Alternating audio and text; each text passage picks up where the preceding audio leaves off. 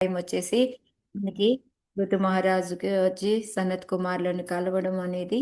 So దాని గురించి మనం చర్చించుకుంటూ ఉన్నాము. దాంట్లో వచ్చేసి మనకి మొత్తం కూడాను 63 శ్లోకాలు ఉన్నాయి. 63 శ్లోకాలని కూడా మనం విభజించాము అంటే దాన్ని 4 భాగాలుగా చేసుకుంటాం. దానిలో ఆల్మోస్ట్ రెండో భాగంలో సగంలోకి వచ్చేసాము. సో ఫస్ట్ భాగంలో ఏంటంటే 1 నుంచి 16 శ్లోకాలు. ఈ 16 శ్లోకాల్లో 1 నుంచి 6 వరకు కూడా మనకి పృథు మహారాజ్ సనత్ కుమార్లు రావడము, వాళ్ళని ఏ విధంగా ఆహ్వానించాడు అనేసి, ఆయన ఎంత ఆతృతను కలిగి ఉన్నాడు. ఒకటి మెయిన్, ఆయన ఏవైతే చెప్పున్నారో అందరికీ బ్రాహ్మణులు గురించి, ఆచార్యుల గురించి చెప్పింది ఆ తూచా తప్పకుండా కూడా ఆయన ఫాలో అయి చూపించాడు అనమాట. ఆచరణలో కూడా పెట్టి మనకి చూపించారనమాట. సో అదంతా మనము 1 నుంచి 6 వరకు చూస్తాము. సో తర్వాత 7 నుంచి ఏంటంటే మీలాంటి వాళ్ళు అంటే యాక్చువల్గా చూడండి, మనకి ఒక భక్తుల యొక్క సాంగత్యం దొరకడం అనేది ఎంతో దుర్లభం అనమాట. అలాంటిది ఎటువంటి ప్రయాస లేకుండా మనకి అలాంటి సాంగత్యం దొరికిందనుకోండి, ఎంత పుణ్యం చేసుకున్నామో అనుకుంటాం కదా. అలాగే నేను ఎంత పుణ్యం చేసుకున్నాను, నాకు ఇలాంటి ఏమి కష్టపడకుండానే మీ యొక్క దర్శన భాగ్యం దొరికింది, మీ యొక్క సత్సంగం దొరికింది అనేసి పృథు మహారాజ్ చెప్తారనమాట వాళ్ళతోటి. ఆ తర్వాత ఏం చెప్తారు అంటే, అంతేకాదు మీలాంటి వాళ్ళని గనక మేము ఏమంటారు ప్రసన్నుని చేయగలిగామంటే భగవంతుడి యొక్క అనుగ్రహం కూడా దొరుకుతుంది అని చెప్పేసి చెప్తారు. అంతేకాకుండా ఇంకా ఏం చెప్తారు అంటే, మిమ్మల్ని అందరినీ కూడా మీరేంటంటే ఎవరూ అర్థం చేసుకోలేరు మిమ్మల్ని. ఎలా అయితే పరమాత్మని అర్థం చేసుకోలేరో లోపల ఉన్న పరమాత్మని, అదేవిధంగా మీరు చుట్టూత తిరుగుతూ ఉన్నప్పటికీ కూడా మిమ్మల్ని చూడలేము, ప్లస్ మిమ్మల్ని అర్థం చేసుకోలేము అని చెప్పేసి చెప్తారనమాట.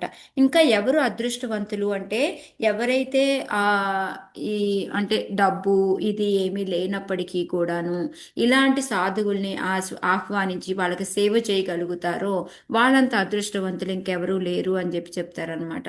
ఎవరు దురదృష్టవంతులు అంటే, ధనం ఉండొచ్చు, లేకపోతే అన్ని సమృద్ధిగా ఉన్నప్పటికీ కూడా ఇలాంటి వాళ్ళకి సేవ చేయలేకపోతారు, వాళ్ళు దురదృష్టవంతులు అని చెప్పేసి పృథు మహారాజ్ చెప్తారనమాట. ఆ తర్వాత చెప్తారు, మీరు ఎంత గొప్పవాళ్ళు అంటే మీరు ఆ, అంటే అన్నిట్లో కూడా ఆరితేరిపోయారు. యోగాలో కానీ, లేకపోతే జ్ఞాన యోగంలో కానీ, ధ్యాన యోగంలో కానీ అన్నిట్లో ఆరితేరిపోయి ఉన్నారు. కానీ కూడా మీకు భయంతో మీరు ఎంత బ్రహ్మచారుల్లా ఉండిపోవాలి అనుకున్నారంటే, మేబీ తర్వాత యుక్త వయసు వచ్చిన తర్వాత ఆ కోరికలు రావచ్చేమో అనేసి వాళ్ళు పిల్లలుగా 5 సంవత్సరాల పిల్లల్లాగానే మీరు ఆగిపోయి నైష్ఠిక బ్రహ్మచారుల్లాగా ఉండిపోయారు అని చెప్పేసి చెప్తూ ఉన్నారనమాట. సో ఇంకా అంతేకాకుండా ఆయన చెప్తూ ఉన్నాడనమాట. ఇంకా ఇంతకన్నా ఇంకా ఏమన్నా అంటే అప్పుడు అడుగుతున్నాడు అనమాట. వాళ్ళ గురించి చెప్పిన తర్వాత, మీలాంటి అంత గొప్పవాళ్ళు కదా మీరు, ఇప్పుడు మేమందరం ఏంటి భౌతిక బంధంలో చిక్కుపోయి ఉన్నాము, మాకు మంచి కలిగేలాగా ఏమన్నా ఉందా అని చెప్పి అడిగారు. అక్కడ ఏంది ఓన్లీ స్వలాభం అంటే, మా అంటే మేము ప్రజలు అనేది విధంగా చెప్తున్నారనమాట. మీకు శ్రేయస్సు కోరేలాగా అని అడుగుతున్నాం. మనం ఎవరైనా ఇంటికి వస్తే మామూలుగా మీరు ఎలా ఉన్నారు అనే పదం అడుగుతాం కదా మనం. సో అందుకని వెంటనే పృథు మహారాజ్ మళ్ళీ చెప్తున్నారనమాట, ఏమండి మేము ఇట్లాగా స్వార్థపరుల్లాగా మాదే అని అడిగామనుకుంటున్నారేమో, మీలాంటి వాళ్ళ గురించి అడగాల్సిన పని లేదు. ఎందుకు వాళ్ళని గురించి మనం అడగక్కర్లేదు కుశలోపరి? ఎందుకు అడగక్కర్లేదంటారు? హరే కృష్ణ. వాళ్ళు భక్తి మార్గంలో ఉన్నారు కదా మత, అందుకని వాళ్ళకి భౌతిక ప్రపంచంలో అట్లా ఆలోచనలు ఉండవు కాబట్టి వాళ్ళకి దేహ భావన అనేది అదే. ఒకటి ఉండదు.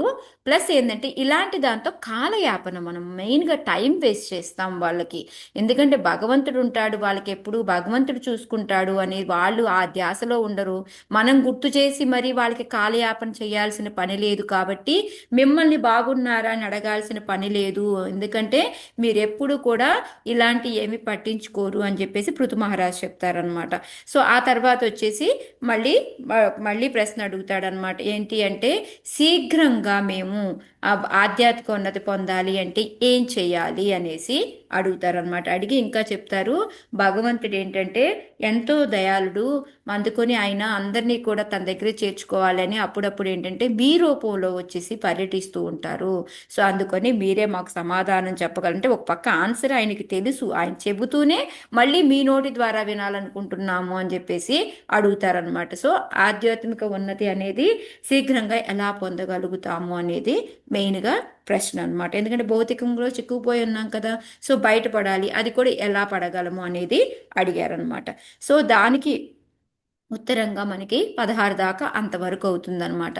సో 17 దాంట్లో ఏంటంటే మైత్రేయుడు చెప్తారనమాట. ఈయన చెప్పిన ప్రశ్నలు అనేవి పృథు మహారాజు యొక్క ప్రసంగం అనేది, ప్రసంగం అనొచ్చు, లేకపోతే ప్రశ్నలు అనొచ్చు, మాట్లాడిన విధానం అవ్వచ్చు, ఏదైనా కొని అర్థవంతంగా ఉంది, అలంకారయుక్తంగా ఉంది, మితంగా ఉంది, ఆనందకరంగా ఉంది అని చెప్పేసి చెప్తారనమాట. ఆ తర్వాత మనకి 18 నుంచి మళ్ళీ ఈ సనత్ కుమార్లు చెప్పడం మొదలు పెడతారనమాట. సో వాళ్ళు ఏంటంటే ఫస్ట్ స్టార్టింగ్ ఏం చెప్తారు అంటే, నువ్వు ఎంతో ఉపయోగపడే ప్రశ్నలు అడిగావు, అందరికీ ఉపయోగపడేవి, దాని ఆన్సర్ నీకు తెలుసు, అయినప్పటికీ కూడాను నువ్వు మా ద్వారా చెప్పించాలి అని అనుకున్నావు అని చెప్పేసి, ఒక సాధువుకుండే లక్షణాలు నీకున్నాయి అని చెప్తున్నారనమాట. అప్పుడు వాళ్ళు ఆ, ఆ, ఇవి ఏంటంటే వాళ్ళు ఏం చెప్తున్నారు అంటే, యాక్చువల్గా మనం ఏమనుకుంటాం, మనకి సత్సంగం కావాలి అనుకుంటాము, వాళ్ళు హయ్యర్ వాళ్ళు కాబట్టి వాళ్ళకి అక్కర్లేదు, కానీ వాళ్ళు కూడా ఏమనుకుంటారు, మాకు సత్సంగం కావాలి అని అనుకుంటారు, మేము కూడా మీలాంటి భక్తుల్ని కలవాలని అనుకుంటాము అని చెప్పేసి. ఎందుకు అలా అనుకుంటున్నాము అంటే, ఇప్పుడు నువ్వు అడిగిన ప్రశ్నలకి మేము ఎప్పుడైతే సమాధానం చెప్తూ ఉన్నామో, దానికి ఏంటంటే అడిగిన వాళ్ళకి, చెప్పిన వక్తకి, అక్కడ ఉన్న వాళ్ళందరికీ కూడా సౌఖ్యం అనేది కలుగుతుంది. సో ఆ విధంగా మాకు నీకు అందరికీ కూడా ఉపయోగము అని చెప్పి చెప్తారనమాట. అప్పుడు పృథు మహారాజు అనుకుంటున్నాడు, నాకే విధంగా ఉపయోగము అనేసి. ఎందుకు అంటే, ఎప్పుడైతే ఇలాంటి విన్నామో మనకి అంటే మనకి భగవంతుడి మీద అనురక్తి అనేది కలుగుతుంది. ఆ అనురక్తి కలిగినప్పుడు ఏమవుతుంది అంటే, ఇది మన హృదయంలో ఉన్న కల్మషాలన్నిటినీ కూడా తీసేస్తుంది అని చెప్పేసి చెప్తారనమాట. అప్పుడు 21 శ్లోకం నుంచి వాళ్ళు ఆన్సర్ చెప్పడం మొదలు పెడతారనమాట సనత్ కుమార్లు. సో ఏం చెప్తున్నారు అంటే, ఫస్ట్ మనకి ఆధ్యాత్మికంగా మనకి ముందుకి వెళ్ళాలి అంటే, యాక్చువల్గా ఒక ఆన్సర్లో మనకి తెలుసు, బట్ కానీ ఇక్కడ ఒక ఆర్డర్లో వచ్చారనమాట సనత్ కుమార్లు. ఎలా వచ్చారు అంటే, ఫస్ట్ మనకి దేహాత్మ భావన అనేది పోవాలి. ఆధ్యాత్మికంగా ముందుకు వెళ్ళాలి అంటే దేహాత్మ భావన వెళ్ళాలి. రెండోది భగవంతుడి మీద అనురక్తి అనేది రావాలి. సో ఈ రెండు వస్తున్నప్పుడే మనము ముందుకు వెళ్ళగలుగుతాము అని చెప్పారనమాట. సో ఇప్పుడు అలా చెయ్యాలి అంటే ఏం చెయ్యాలి? ఓకే, ఇప్పుడు దేహాత్మ భావన పోవాలి, భగవంతుడి మీద అనురక్తి కలగాలి. సో దానికి ఏం చెయ్యాలి అనేది కూడా మళ్ళీ వాళ్ళు సమాధానం చెప్తారనమాట. ఒక 5 చెప్పారు ఏం చెయ్యాలి అనేది. ఎవరికైనా గుర్తుందా? చెప్పగలుగుతారా? గుర్తుంది మాతాజీ. చెప్పండి. అహింసాపరుడై అనేది ఒకటి, ఆచార్యులని ఒకటి అది కాదు, వచ్చింది. ముందు ఒక 5 చెప్పారు ముందు. ఇది 7 మీరు చెప్పేది, ముందు 5 చెప్పారు. ఇంద్రియ భోగాలు, ధనార్జన, గృహమేది, ఆధ్యాత్మిక జీవనం. హరే కృష్ణ. రాంగ మాతాజీ. కాదు మాతాజీ, అది కూడా కాదు. ఎవరికైనా గుర్తుందా? భగవంతుడి మీద శ్రద్ధ, త్యాగం చేయడం వల్ల, నెక్స్ట్ సత్సంగంలో జిజ్ఞాస. ఉండడం మాతాజీ. జిజ్ఞాస ఒక ఆర్డర్లో జిజ్ఞాస. చెప్పాను మాతాజీ, అది చెప్తున్నా. శ్రద్ధ, జిజ్ఞాస ఉండాలి. నెక్స్ట్ ఏంటిది? భక్తి యోగము, భగవంతుడు, అనురక్తి, భక్తి శ్రవణం, కీర్తనం, అర్చనం, అదే ఆరతి. కాదు, భక్తి యోగాన్ని అది కరెక్టే అవలంబించడం మాతాజీ, కానీ మీకు ఒక శ్లోకాలో వాళ్ళు క్లియర్గా చెప్పారు మీకు. 22 శ్లోకం మీకు కావాలి అంటే ఓపెన్ చేసుకోండి అందరూ కూడాను. ఎందుకంటే ఇవి చాలా ఇంపార్టెంట్ మాతాజీ. వీటిలో మనం ఏమి చేస్తున్నాము, ఏమి చేయట్లేదు అనేది, ఇది మొత్తం ఫిలాసఫీ. ఈ క్లాస్ చెప్తున్నాను కదా, మీకు విన్నప్పుడు బాగున్నట్టు ఉంటుంది, తర్వాత ఒక్క పదం కూడా గుర్తురాదు మీరు మళ్ళీ మళ్ళీ చదువుకోకపోతే కనుక. నేను ముందుగానే చెప్తున్నాను మీకు. ఎందుకంటే నేను చెప్తూ ఉన్నాను, నేను మళ్ళీ ఏమేం చెప్పానా అనేసి మళ్ళీ 1-3 సార్లు నేను చదువుకుంటే తప్ప నాకు కూడాను ఏమీ గుర్తు రావట్లేదు. సో అందుకని నేను ఎన్నిసార్లు మీకు ఎందుకు రివిజన్లు ఎన్నిసార్లు అడుగుతున్నాను అంటే మెయిన్గా ఇది. సో 22 శ్లోకంలో అనమాట ఏం చెయ్యాలి అని అంటే 5 పనులు మనకి చెప్తారనమాట. ఒకటి శ్రద్ధ అనేది ఉండాలి, రెండోది జిజ్ఞాస అనేది ఉండాలి మనకి. అంటే భాగవత ధర్మాన్ని ఆచరించడము, జిజ్ఞాస, జీవితంలో ఏంటంటే భక్తి యోగాన్ని అవలంబించుకోవడం, అంటే మనం భక్తిలో ఉండడం అనమాట. నెక్స్ట్ భగవంతుడిని అర్చన చేయడము. మళ్ళీ అంటే భగవంతుడి అర్చన అంటే భగవంతుడి అనే కాదు, భక్తులకి సేవ చేసుకున్నా కూడా అనమాట. నెక్స్ట్ వచ్చేసి శ్రవణ కీర్తనలు. ఈ 5 ఏవైతే ఉన్నాయో వాటిని, ఒకటి భాగవత ధర్మము, రెండోది జిజ్ఞాస, 3 జీవితంలో భక్తి యోగాన్ని అవలంబించుకోవడము, 4 భగవంతుడి కానీ భాగవతుల యొక్క అర్చన చేసుకోవడము, 5 శ్రవణ కీర్తనలు భగవంతుడివి. ఈ 5 మనము చేస్తూ ఉన్నప్పుడు ఏమవుతుంది అంటే మనలో భగవంతుడి మీద అనురక్తి అనేది కలుగుతూ ఉంటుంది. దాంతో ఏంటంటే మనకి మన పనులన్నీ కూడా పవిత్రాలు అవుతాయి అన్నమాట. సో ఈ శ్లోకాలు ఏం చెయ్యాలి చెప్పి ఏం చెయ్యకూడదు కూడా చెప్పారు. మనకి దేహాత్మ భావన పోవాలి, భగవంతుడి మీద అనురక్తి పెరగాలి అంటే ఆ 5 చేయాలి. ఏమి చెయ్యకూడదు అంటే ఇందాక మనకి యశోదా మాతాజీ చెప్పినట్టు ఈ స్వలాభం ఆలోచించేవాళ్ళు, ధనార్జన ఉన్నవాళ్ళు, ఒకే ఇంద్రియ భోగం మీద ఎక్కువగా ఆసక్తి అయిన ఉన్నవాళ్ళు, అలాంటి వాళ్ళ సాంగత్యాన్ని మనము వదిలేయాలన్నమాట. అప్పుడు ఏమవుతుందంటే మనం ఆధ్యాత్మికంగా ముందుకు వెళ్ళలేము. ఏం చేస్తారు, ఇప్పుడు మనం ఒక ప్రోగ్రాం ఉంది, దాంట్లో కూర్చున్నాం అనుకోండి, వాళ్ళు ఏం చెప్తారు, ఆ మాతాజీ రండి మాతాజీ, ఒక్కరోజు సినిమాకి వెళ్తే ఏం అవ్వదులే మాతాజీ, ఏం చేస్తుంది ఆ సినిమా మిమ్మల్ని అంటారు. ఆ సరేలే అని వెళ్తాము. ఏమవుతుంది, 3 గంటలు ఆ సినిమాలో ఉంటాము, అదే ధ్యాసతోటి మనం బయటకు వస్తాము, అదే ఆలోచనలు మనలో చుట్టుపెడుతూ ఉంటాయి అన్నమాట. అందుకని ఏంటంటే మనము అలాంటి వాళ్ళ యొక్క సత్సంగంలో ఉండకూడదు అని. అదే కాకుండా వాళ్ళని ఎవరైతే ఇంకా వాళ్ళ చుట్టుపక్కల ఉంటారో వాళ్ళతో కూడా ఉండకూడదు అని కూడా చెప్తున్నారు. ఓన్లీ అలాంటి ఇంట్రెస్ట్ ఉన్నోళ్ళే కాదు, ఆ ఇంట్రెస్ట్ ఉన్న వాళ్ళతో సత్సంగం ఎవరైతే ఫ్రెండ్స్ ఉంటారో వాళ్ళతో కూడా మనము ఇప్పుడు సత్సాంగత్యం చేయకూడదు, సాంగత్యం అనేది చేయకూడదు అని చెప్పి మన లైఫ్ని ఎలా మరల్చుకోవాలి అంటే మనకి ఇంక రోజు కూడా భగవంతుడి యొక్క గుణాలు అనేది వాటిని వినకుండా మనం ఉండలేము. అంటే చూడు, ఒక ఏదో మిస్ అయిపోయిన ఫీలింగ్ వస్తుంది. ఇప్పుడు మనం రోజు అన్నం తింటాము, ఆ రోజుకి అన్నం తినలేదానికి ఎలా ఉంటుంది, మనకి లోపల ఒక రకంగా గడబడగా ఉంటుంది. అప్పో నాకు ఆకలేస్తుంది, తినేయాలి. సో ఆ విధంగా మనకి ఓకే ఈ రోజు నేను భగవంతుడి యొక్క కథ నేను ఏమీ వినలేదు అనేసి అశాంతిగా ఎలా ఉంటామో ఆ విధంగా మన జీవితాన్ని మనం అలవలుచుకోవాలన్నమాట. అది ఇక్కడ మనకి చెప్తున్నారు. ఏం చేయాలి, మనం అసంగత్యం అనమాట. ఎవరిది, ఇంద్రియ భోగం మీద ధనార్జన మీద ఆసక్తి లేని వాళ్ళు, వాళ్ళతో సన్నిహితంగా ఉండేవాళ్ళు, వాళ్ళందరినీ వదిలేయాలి. మళ్ళీ రోజు కూడా భగవంతుడి యొక్క ఆరిక గుణామృతం అనేది మనము వినకుండా ఉండలేననే స్టేజ్కి మనము రావాలి అని చెప్పేసి చెప్పారనమాట. సో ఈ స్టేజ్కి ఇంకా ఏమి ఆ ఫస్ట్ చెప్పిన 5 కాకుండా ఆ 5 చేస్తూ మనం ఇంకా ఏమి పెంపొందించుకోవాలి మనలో అనేది మనకి 24వ శ్లోకంలో చెప్పారనమాట. ఇందాక మాతాజీ చెప్పినట్టు యశోదా మాతాజీ అహింస, ఓకే, మనకి అహింస ఉండాలి. నెక్స్ట్ ఆచార్యులు అడుగుజాడల్లో నడవాలి, రోజు భగవంతుడి యొక్క లీలామృతాన్ని వింటూ గుర్తు తెచ్చుకుంటూ ఉండాలి, భౌతిక కోరికలు అనేవి ఉండకూడదు. నెక్స్ట్ ఇంకొకరిని నిందించడం అనేది, పక్క వాళ్ళని నిందించడం అనేది చేయకూడదు. మనం ఒక సామాన్యమైన జీవితాన్ని గడపాలన్నమాట. చెప్తే సింపుల్ లివింగ్ హై థింకింగ్ అని. సో మనం ఇంకొకరికి ఉదాహరణగా ఉండాలి కాబట్టి అబ్బో వీళ్ళకేంట్లమ్మో అనేలాగా మనం జీవించకూడదు. ఒక సామాన్యమైన జీవితాన్ని గడపాలి. మనలో వచ్చే ఏమైనా ద్వంద్వాలు లాంటివి ఉంటే ఓడిపోవడము, గెలవడము, ఒకసారి బాగుంటాం బాగోకపోవటం, ఇలాంటివన్నీ ఉంటాయి. వాటన్నిటిని కూడా ఓర్చుకుంటూ ఉండాలన్నమాట. సో ఈ 7 రకాలుగా మళ్ళీ చెప్తారనమాట. సో ఫస్ట్ 5, ఆ 5ని చేసుకుంటూ ఉంటే ఆధ్యాత్మికతలో పెరుగుతాము. కానీ దాంతోపాటు ఏం చేయాలి, మనం సాంగత్యంలో ఎటువంటి వాళ్ళ సాంగత్యంలో ఉండాలి అనేది తెలుసుకున్నాము.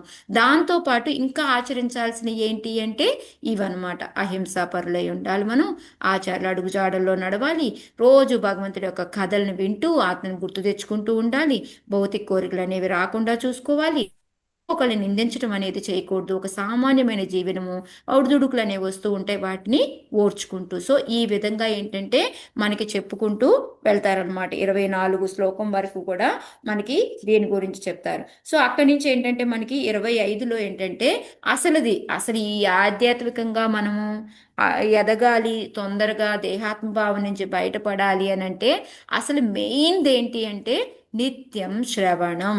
సో అది మనకి 25వ శ్లోకంలో చాలా ఇంపార్టెంట్ అని కూడా చెప్పుకున్నాము. సో 25వ శ్లోకంలో ఏం చెప్పారు, మనకి నిత్యం మనం శ్రవణం చేయాలి. సో ఇవన్నీ కూడా దానికి యాడింగ్ అనమాట. యాక్చువల్గా ప్రతి దాంట్లో కామన్గా చేసేది ఏంటి, శ్రవణం. ఆ శ్రవణం అనేది ఒకరోజు చేసి ఒకరోజు చేయకుండా కాదు, నిరంతర శ్రవణము అనేది మనలో ఉండాలి. అప్పుడే మనలో భక్తి అనేది ప్రబలుతుంది అని చెప్పి. సో అదే మనకి మన చెవులకి ఆభరణాలు లాంటిది అని కూడాను మనకి చెప్తూ ఉన్నారనమాట. సో మనం ఎప్పుడైతే ఈ భక్తిలోకి ముందుకెళ్ళాలి అంటే చేయాల్సిన పని ఇది అని చెప్పేసి మనకి చెప్పారనమాట 25వ శ్లోకంలో. సో 26 నుంచి ఏంటి అంటే ఎప్పుడైతే మనము ఇలాంటి స్టేజ్కి వస్తామో మనం రోజు భగవంతుడిని కథలు వింటూ ఈ విధంగా చేస్తూ ఉంటే ఎటువంటి లాభం జరుగుతుంది అనేది మనకి 26, 27 శ్లోకాల్లో చెప్తూ ఉన్నారనమాట. సో ఎవరికైనా గుర్తుందా ఎటువంటి లాభం జరుగుతుంది మనకి? మనం ఇప్పుడు ఈ పైన చెప్పినవన్నీ చేసుకుంటూ సాంగత్యం వదిలేసి అహింసాపరులుగా ఉండి ఏంటి జీవితాన్ని బాగా గడుపుతూ మనం భక్తుల యొక్క అడుగుజాడల్లో నడుచుకుంటూ వెళ్ళామనుకోండి. మాతాజీ ఇప్పుడు హరే ఒక్కొక్కసారి ర్యాంగ్ అవుతున్నాయి కదా మాతాజీ. ఇప్పుడు దీని వల్ల జ్ఞానం వస్తది, వైరాగ్యం వస్తది, సుస్థిరుడు అవుతాడు అని కరెక్ట్ అందులో ఎగ్జాక్ట్లీ కరెక్ట్. సో ఎప్పుడైతే మనకి భగవంతుడి యొక్క గురువు యొక్క కరుణ అనేది దొరుకుతుంది మనకి, అందువలన మనకి ఏంటంటే జ్ఞానం అనేది వస్తుంది, వైరాగ్యం వస్తుంది, మనం భక్తిలో ఏంటంటే సుస్థిరం అయిపోతాం అనమాట. దానికి ఎగ్జాంపుల్గా ఏం చెప్పారు, ఎప్పుడైతే ఒక అగ్నిలో అదే ఒక చెక్కలో ఏంటంటే అగ్ని దాగుంటుంది, కానీ ఎప్పుడైతే ఆ అగ్ని ప్రెజర్ వెళుతుందో ఆ చెక్క ముక్కనే దగ్ధం చేస్తుంది అనమాట. అలాగా మనలో ఏంటంటే సూక్ష్మ శరీరంతో మనం కప్పబడి ఉన్నాము మన ఆత్మ అనేది, కానీ ఆ సూక్ష్మ శరీరాన్ని తీసేయగలుగుతాం అనమాట. ఈజీగా దాని నుంచి మనము బయటపడగలుగుతాం. మనం అట్లీస్ట్ ఈ దేహం వదిలేసిన మనతో పాటు ఎప్పుడు ఏమొస్తుందని చెప్పుకున్నాం మనం? ఆత్మ వస్తుంది మాత. సూక్ష్మ శరీరం మనతో పాటు చెప్పుకున్నాం కదా, మనస్సు, ఓకే, బుద్ధి, అహంకారము, అహంకారం. ఇవన్నీ మనతో వస్తాయి అని చెప్పుకున్నాం కదా. వీటిని కూడా మనం పటాపంచలు చేయగలుగుతాము ఎప్పుడైతే మనం భగవంతుడితో అనురక్తితో ఉంటేను అని చెప్పి చెప్తూ ఉన్నారనమాట. అంతేకాకుండా ఇంకా ఇప్పుడు ఆ సూక్ష్మ శరీరం లేకుండా పోతే మనం ఎలా ఉంటాము అనేది కూడా నెక్స్ట్ శ్లోకాలో కూడా మనకి 27వ శ్లోకాలో కూడా చెప్తూ ఉన్నారనమాట.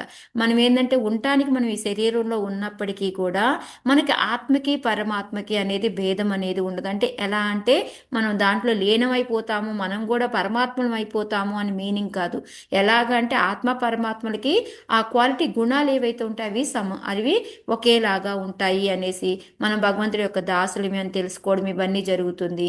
ఇంకోటి అంతర్బాహ కర్మలకి డిఫరెన్స్ లేదు అని అంటే ఏంటంటే మనం ఆత్మ కోసం చేసే పని, దేహం కోసం చేసే పని అనే 2 పనులు ఉంటాయి, కానీ 2 పనుల్లో డిఫరెన్స్ ఉండదు. ఎందుకంటే మనం ఎప్పుడైతే భక్తిలోకి వెళ్ళామో మన పని అంతా కూడా ఏం పని ఉంటుంది, ఓన్లీ మన కోరిక అంతా కూడా భగవంతుడి కోరికే మన కోరిక ఉంటుంది.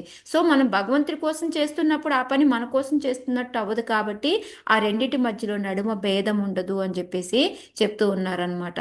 సో దీనికి ఎగ్జాంపుల్గా ఏంటంటే మనకి ఎప్పుడైతే మనం ఒక స్వప్నం వచ్చిందనుకోండి, మనకి ఆ స్వప్నం ముగిసిన తర్వాత ముందు చూసిన దానికి దీనికి ఏమైనా డిఫరెన్స్ ఉందా అంటే మనం అక్కడే ఉంటాం, ఏమీ ఉండదు. సేమ్ అదే విధంగా ఇక్కడ ఏంటంటే మనకి ఎటువంటి తేడా ఉండదు. ఒకవేళ ఓకే మనలో మనం ఇంత మారిపోయాం కదా, మనం ఏమన్నా ఇది అయిపోయామా అంటే అట్లా ఏముండదు. చక్కగా మన పనులు మనం చేసుకుంటూనే ఉంటాము అనే విధంగా మనకి ఇక్కడ చెప్పారనమాట. సో ఏమి లాభాలు అనేది చెప్పారు. ఇప్పుడు 28 నుంచి ఈ రోజు నుంచి మనం చదువుకోవాలి. సో 28 నుంచి ఏంటి అంటే మనకి ఎప్పుడైతే ఈ మన దాంట్లో ఉన్న ఏమంటారు, మనం భౌతిక విషయాలతో చిక్కుబడిపోయి ఉంటాము, లేకపోతే మనకి ఈ సూక్ష్మ శరీరం ఏదైతే ఉందో దాన్ని మనం వదిలించుకోలేకుండా ఈ భౌతిక శరీరం సూక్ష్మ శరీరంతో అటాచ్తో ఉంటామో వచ్చే నష్టాలు ఏంటి అనేవి మనకి 28 నుంచి 29 2 శ్లోకాల్లో చెప్తారనమాట. నెక్స్ట్ ఈ రోజు మనం కవర్ చేసేది ఈ 2 ప్లస్ 30 నుంచి 34 శ్లోకాల్లో ఏంటి అంటే మనం ఎప్పుడైతే ఎక్కువగా ఇంద్రియ భోగంతో అటాచ్ అయి ఉంటామో మనకు వచ్చే లాస్లు ఏంటి అంటే ఏ విధంగా మనకి ప్రాబ్లమ్స్ అనేవి వస్తాయి అనేది మనకి చెప్పబోతున్నారు.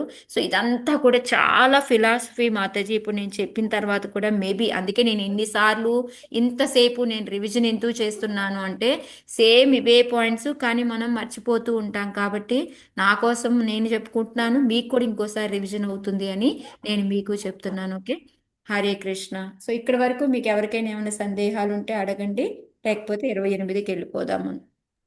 హరే కృష్ణ మాతాజీ. ఏంటంటే నాకు ఎట్లా డౌట్ అంటే మాతాజీ, అన్ని విన్నట్టు ఇప్పుడు మీరు చెప్పారు కదా మాతాజీ, కాకపోతే వెనక ముందు వెనక చెప్పేస్తున్నా మాతాజీ. ఓకే మాతాజీ, వింటున్నారు కదా, అది అది ఇంపార్టెంట్. ఓకే, యా, భగవంతుడే మనకి ఇస్తాడు ఆ జ్ఞానాన్ని, ఆయన్నే ప్రే చేసుకుందాం అంతే. ఓకే, సో మనకి ఇప్పుడు ఈ 28లో ఏం చెప్పబోతున్నారు అనేది చూద్దాం. మనకి ఇంతకు ముందు మనం ఎప్పుడైతే భగవంతుడితో మనం అనురక్తి పెంచుకుంటూ ఉంటామో మనకి ఏంటి ఉపయోగాలు అనేది చెప్పారు. సో ఇప్పుడు ఉపయోగాలు ఏమి ఉండవు అనేది, అంటే మనం అందులో లేకపోతే ఏమి నష్టాలు అనేది మనకి 28-29లో చెప్తారనమాట. ఆత్మానం ఇంద్రియార్థం చ పరం యదుభయోరపి సత్యాశయా ఉపాధౌ వై పుమాన్ పశ్యతి నాణ్యదా. చదవండి మాతాజీ ఎవరన్నా. హరే హరే కృష్ణ కృష్ణ మాత. మాతాజీ. ఓకే, సన్యాసం మాతాజీ మీరు చదవండి. నెక్స్ట్ మీరు చదువుతున్నారు. ఆత్మానమింద్రియార్థం చ పరం యదుభయోరపి సత్యాశయ ఉపాధౌ వై పుమాన్ పశ్యతి నాణ్యదా. శీల ప్రభుపాద. జీవుడు ఇంద్రియ భోగము కొరకే ఉన్నప్పుడు అనేక రకముల కోరికలను సృష్టించుకొని తత్కారణమున ఉపాధి వసుడగును. కానీ అతడు దివ్యస్థితి యందు ఉన్నప్పుడు భగవానుని కోరికలను తీర్చుటకు తప్ప ఇతరమగు దేని యందును అభిరుచిని కలిగి ఉండడు. హరే కృష్ణ సో మాతాజీ. మనం ఎప్పుడైతే భగవంతుడి యొక్క అనురక్తిలో ఉంటే ఎలా ఉంటుంది, లేకపోతే మామూలుగా మనం మన ఇంద్రియ భోగార్థం చేసుకుంటే ఎలా ఉంటుంది అనేది రెండిటి యొక్క డిఫరెన్స్లు చెప్తూ ఉన్నారనమాట ఇక్కడ. సో మనకి ఇందాక ఓన్లీ భగవంతుడి మీద అనురక్తితో కలిగి ఉంటే మనకి ఆత్మకి పరమాత్మకి భేదం లేదు, మనకి రెండు కూడా అంతర్బాహ్య కర్మలు అనేది డిఫరెన్స్ అనేది ఉండదు. మనం చక్కగా ఇంకా భగవంతుడి యొక్క గురు యొక్క కరుణ దొరుకుతుంది, జ్ఞానం దొరుకుతుంది, వైరాగ్యం దొరుకుతుంది, మనము భక్తిలో సుస్థిరమైపోతాము. ఈ విధమైన లాభాలు ఉన్నాయి. అలా కాకుండా ఉంటే ఏమవుతుంది అనేది ఫస్ట్ 2 లైన్స్లో చెప్పారనమాట. ఏంటంటే మనం ఎప్పుడైతే మన ఇంద్రియ భోగం కొరకే మనం జీవిస్తూ ఉన్నాం అనుకోండి, ఏమవుతుంది, ఇంకా ఇంకా కోరికలు పెరుగుతాయా తగ్గుతాయా? ఓకే, నాకు ఇవాళ ఒక నగ కొనుక్కోవాలని ఉంది, కొనుక్కున్నాను, లేకపోతే ఒకటి తినాలని ఉంది, తిన్నాను, అంతటితో శమించిపోతుంది ఆ కోరిక?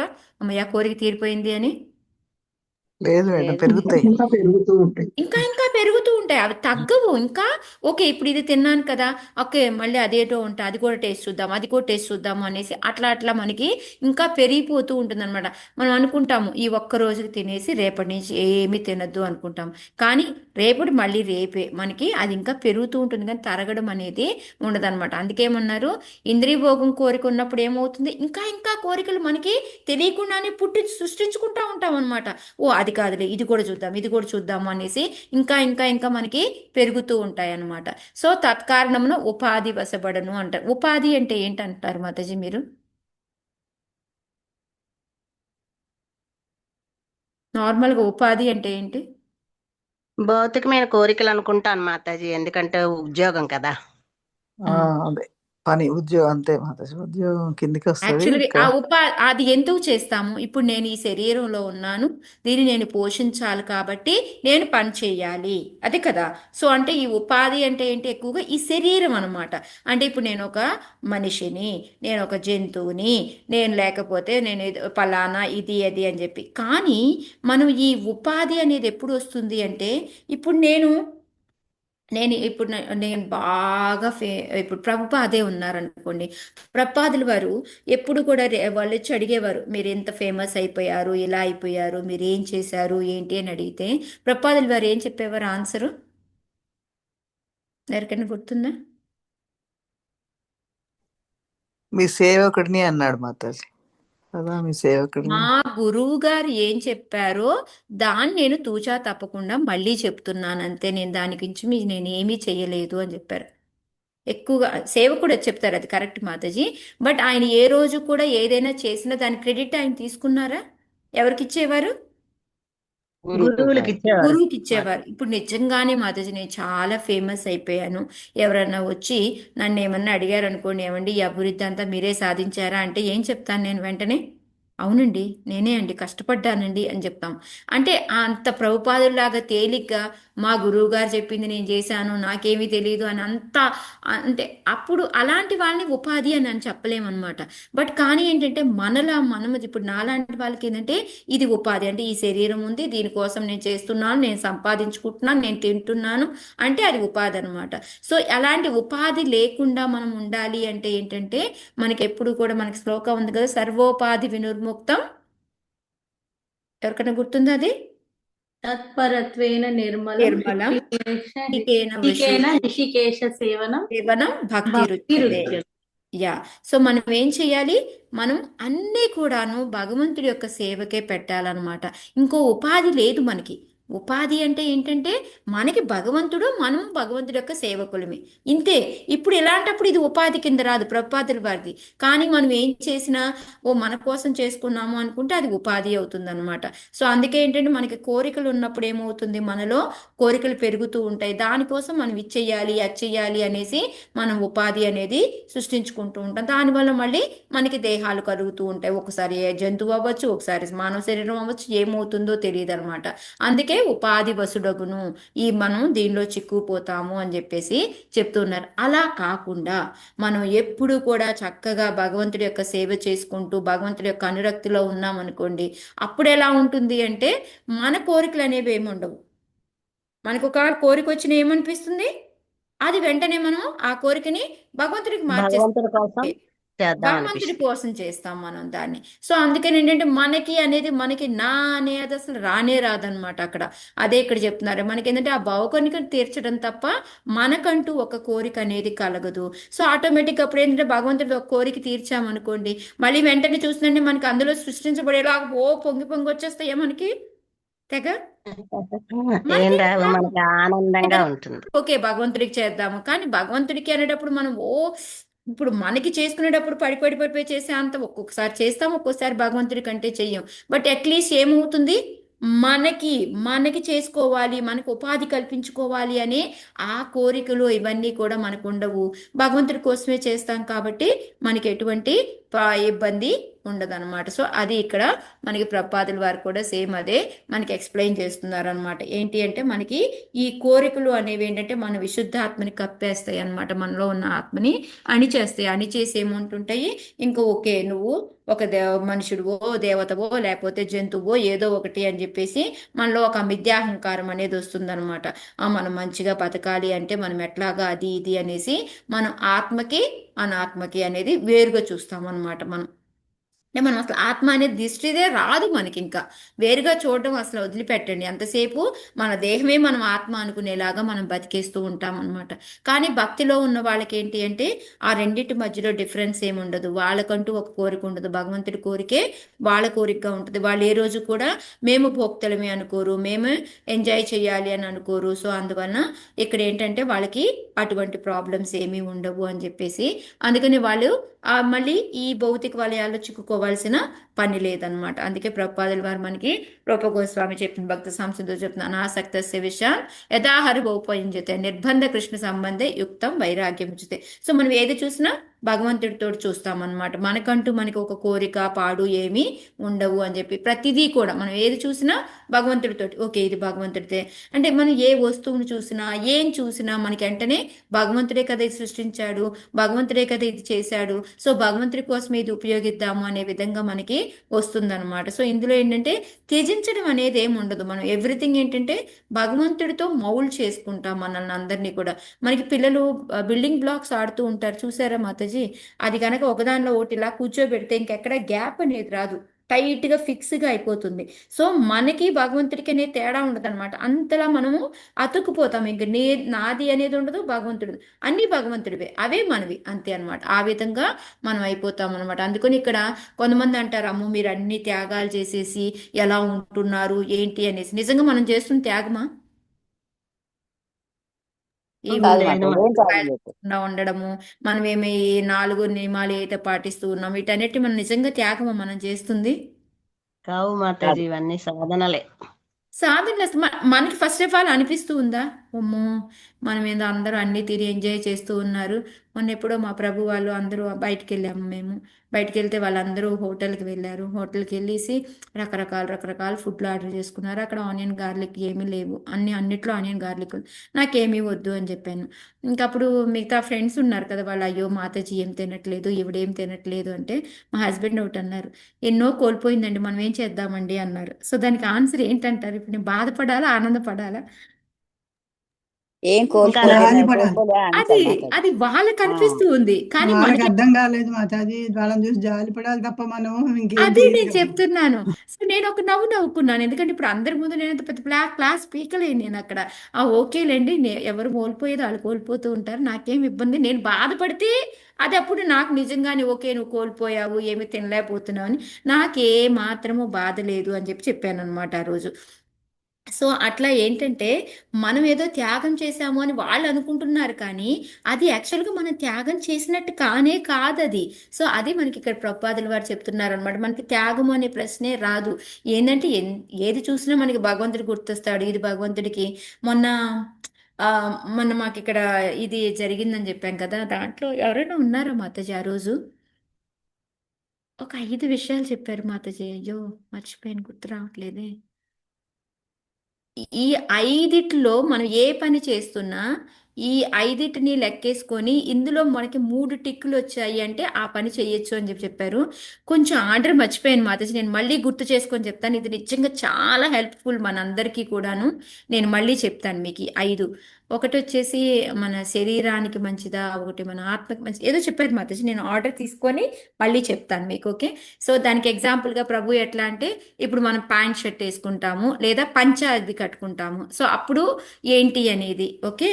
సో ఈ విధంగా ఏంటంటే 5 రకాలు చెప్పారనమాట. సో అది నాకు ఆర్డర్ గుర్తు రావట్లేదు, చెప్తాను మాతాజీ మీకు. నెక్స్ట్ క్లాస్ గుర్తు చేయండి, రేపు క్లాస్లో తప్పకుండా చెప్తాను నేను. సో ఈ విధంగా ఏంటి అంటే మనకి ఏంటంటే అది మనకి మనం ఏదో త్యాగం చేశాము అనే ఫీలింగ్ ఉండదు అది అని చెప్పేసి ప్రపాదుల వారు మనకి చెప్తూ ఉన్నారనమాట. అదిగాక వాళ్ళందరికీ కూడాను స్థావర జంగమదేకే నాదేకే తారు, వాళ్ళకి ఎక్కడ చూసినా భగవంతుడే కనిపిస్తాడు. ఓకే. ఇప్పుడు మనం చెట్లు చూసాము అనుకోండి, మనకి ఇప్పుడు 7th చాప్టర్ చూసారంటే భగవద్గీతలో మనకి ఏమనిపిస్తుంది, ప్రతిదీ కూడా భగవంతుడితో ఎలా పోల్చుకోవచ్చు. ఇప్పుడు మనకి వాసన వచ్చింది, ఏదన్నా పుణ్యోగంధ పృథ్వీవాంఛ, ఇది ఎక్కడి నుంచి వచ్చింది, భగవంతుడి నుంచి వచ్చింది, రసోహం అపస కౌంతేయ.